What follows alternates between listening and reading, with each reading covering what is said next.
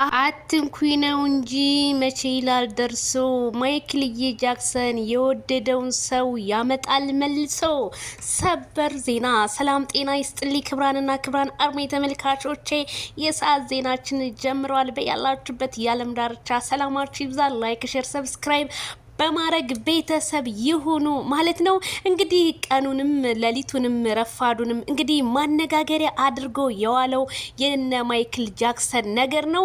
ሄርሜላ ቀለበቷን አወለቀይ፣ ዜድዬ ፍትህ እያሉ ይገኛሉ እህቶቻችን። አዎ ቀለበቷ ወልቋል። ለምሳሌ አንድ ባለ ፕሮሚስ የተገባላት ሴት ወይም ባለትዳር ሴት ቀለበቱን እቤት ብታስቀምጠው ምን ችግር አለ? ወይስ ቀለበቱን ወስደውባት ነው? የህዝቡ ጥያቄ ነው። ችግር የለውም። ቀለበት ከወርቆ ይጠፋል። ቀለበት ዋናው የውስጥ የልብ መተሳሰር ነው እንጂ ቀለበት ምንም እንዳልሆነ ነው እኔ አስረግጬ የምነግራችሁ ማለት ነው። ብዙዎቹ እንግዲህ የሄርሜላ ቀለበት መውለቅና እንዲሁም የተለያየ ነገር አድርገዋታል። ምክንያቱም ልጅቷ ፈዛለች፣ አሁንም ችግር አለ እያሉ ኮሜንታተሮች ዛሬም እየተጨነቁ ይገኛሉ ማለት ነው። ማይክል ጃክሰን ግን ምንም እጁ ላይ ምንም ነገር ሳያሳይ እጁ ላይ ማይክል ጃክሰን ተነቅሷታል ሄርሜላን። ለምን ግልጽ አድርጎ አላሳየንም? አሁንም ጥያቄያቸውን እነ ትክክል በተለያየ ቤት እየጻፉ ይገኛሉ። የማይክል ጃክሰን ታቶ ሙሉ ሸሚዝ ስለለበሰ ነው እንጂ ይሄው እጁ ላይ ታቶ ተነሷል ማለት ነው። ግን ስለማይሆን የተነቀሰው ህዝቡ ዛሬም ይሄን ነገር እንደ ሁሉንም ነገር በቃ ለኛ ካላየን ወይም ካልታየ ችግር ይመጣል እንዴ? ባካችሁ ተረጋጉ። እንግዲህ ማይክል ጃክሰን ደረቱ ላይና እጁ ላይ የሚነቀሳት መቼም ንግስቲቷ ሄርሜላ ከረሜላን እንደሆነ ነው። ምክንያቱም አብርሃም ከጊዜ ወደ ጊዜ ሲተላለፍ በጣም ፍቅሩ እየጨመረና አብርሃም ለሄርሜላ ያለውን ፍቅር አገላለጹ በጣም የተለየ። ትናንትናማ እያገላበጠ ሲስማትና እስኪ ዙር እያለ ሲያዟዙራት ምንም አልነኩሽም የኔ ቆንጆ አለሁልሽ በማለት ቲክቶክም ላይ ዛሬ ሙዚቃ ከኔ ውጭ ማነክቶሽ በሚለው እንግዲህ ሙዚቃ ሲያስተላልፍ በነበረ ብዙ ሰው ደስተኛ ቢሆንም ግን የቀለበቱ መውለቅ ዛሬም ሰላማቸውን እንደነሳቸው ይገኛሉ። ማይክል ጃክሰን ቀለበቷን ያወለቀባት ማን ነው? ወይስ ራሷ አስቀምጠው ነው ቤት?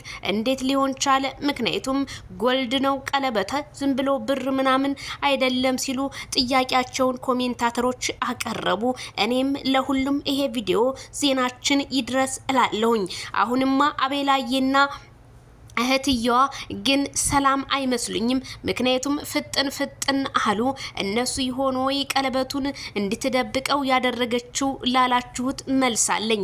ምክንያቱም አቤላ የወንድሙን ሚስት በፍጹም እንደዚህ አይነት ነገር በፍጹም ሊሰራም አይችልም። ይችላልም ብዬ እኔ አላምንም ማለት ነው። ምክንያቱም አቤላ ካለው ቀረቤታና ካለው ለወንድሙ የሚያስብለትና የሚጨነቅለት ስለሆነ ቀለበት በፍጹም አስወለቀ ማለት ከአብርሃም ጋር ከባድ ጦርነት ከፈቱ ነው የምላችሁ።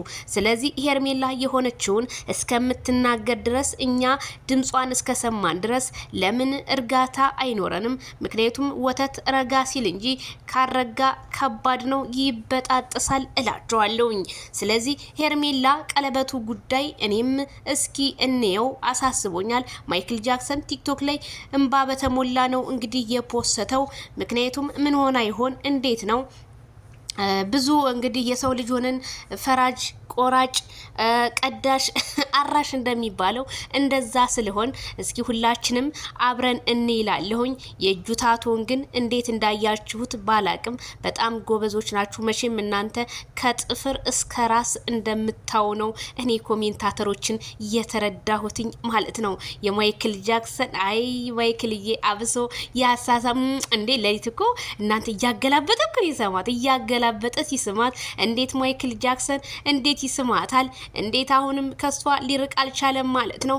ይሄማ የጉድ ነው። ማይክል ጃክሰን ከሄርሜላ የቀመሰው ነገር አለ ሲሉ አንዳንድ እነወሬ ሙልጮች ነገሮችን በማስፋፋት ሩታን በግድ እናጣብቅሽ ከማይክል ጋር ቢሏትም ማይክል ጃክሰን ግን በፍጹም ሩታ የምትባል ልጅ በሄርኩበት መንገድ እንኳን እንዳትንቀሳቀስ ማለቱ አይቀርም ከሳምንት ብዬ ነው የማምነው።